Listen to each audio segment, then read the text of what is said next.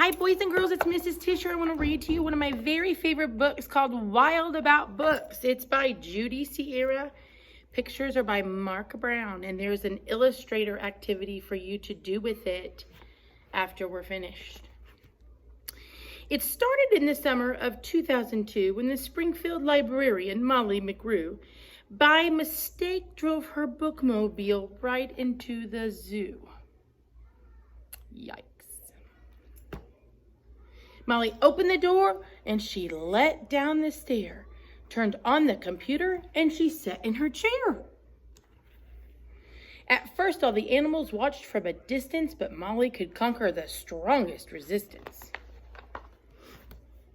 By reading aloud from the good Dr. Seuss, she quickly attracted a mink and a moose, a wombat, a lemur, a lynx, and 8 elephant calves, and a family of skinks. They all came wandering over and seeing who was reading. In a flash, every beast in the zoo was stampeding to learn about this new thing that they called reading.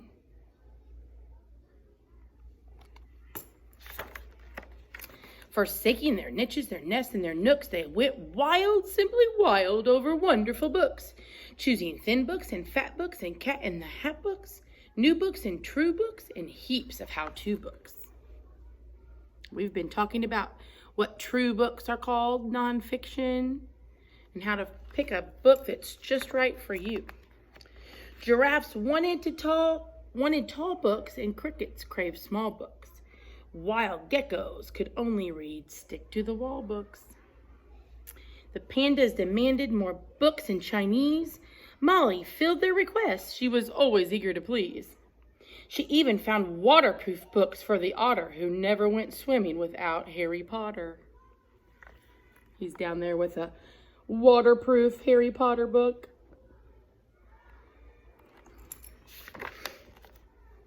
Raccoons read alone, and baboons read in bunches, and llamas read dramas while eating their lunches.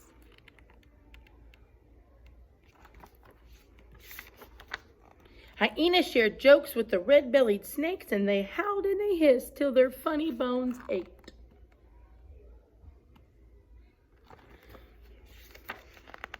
A tree kangaroo who adored Nancy Drew began solving mysteries right there at the zoo, such as why were the bandicoots' books overdue? Get those books back in. Gently, Molly taught lessons in treating books right. For the boa constrictor squeezed Crichter too tight. Baby bunnies mucked up the goodnight moon with their paws. Giant termites devoured the Wizard of Oz. And Bear's love of books was completely outrageous. They licked all the pictures right off of the pages.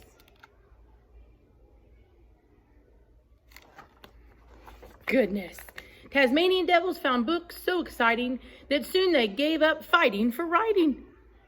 They made up adventures so thrilling and new that the others decided to be authors too.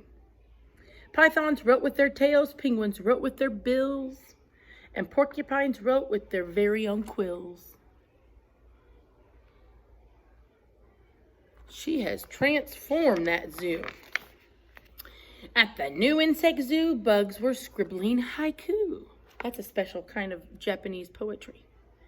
The scorpion gave each a stinging review.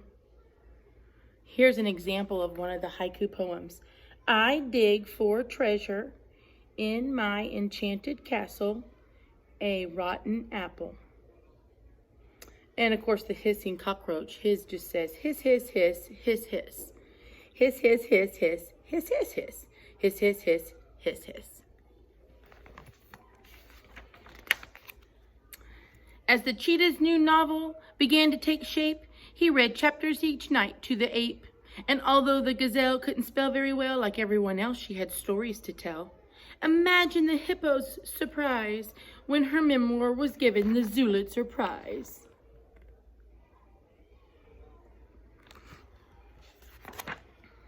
With so many new books, Molly knew just what to do. She hired 12 beavers, a stork, and a gnu to build a branch library right there at the zoo. Then the animals cried, "We can do it ourselves. We can check out the books. We can put them on shelves." And they did, and they do to this very day. 3 cheers for the Zoobrary. Hip, hip, hooray. When you visit the new zoo, you surely won't mind if the animals seem just a bit hard to find. They're snug up tight in their niches and nests and nooks, going wild, simply wild, about wonderful books.